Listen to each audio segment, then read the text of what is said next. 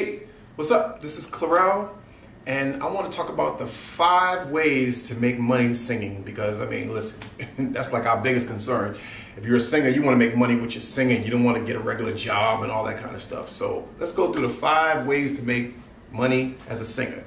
Number 1, be a background singer for tours.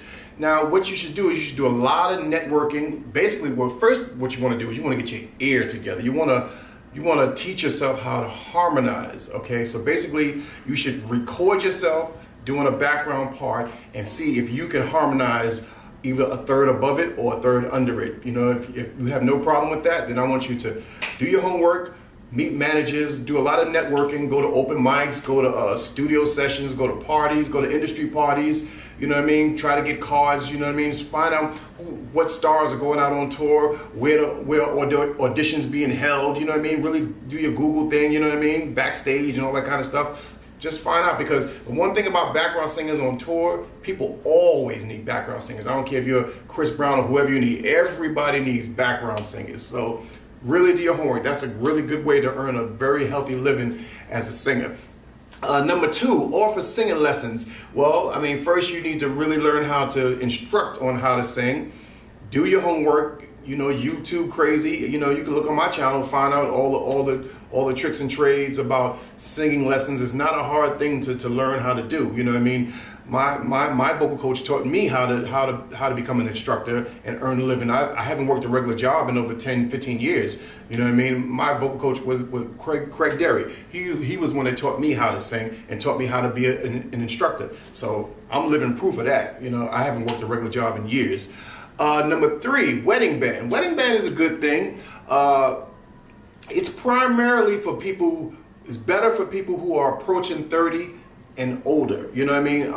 Not to say that younger people can't do it, it's just that I find that in my experience that when you're very young, the band leaders, they tend to be very reluctant to hire you. You know, when I was in my early 20s, I couldn't find a job as a wedding singer. I couldn't find I used to do a lot of sub work back then, but I didn't have a home as a band. As far as a wedding band, but that is a really good way to earn a living, especially throughout the wedding months, which are between April and August. You know what I mean? But when the weather starts getting cold, the wedding band thing slows down.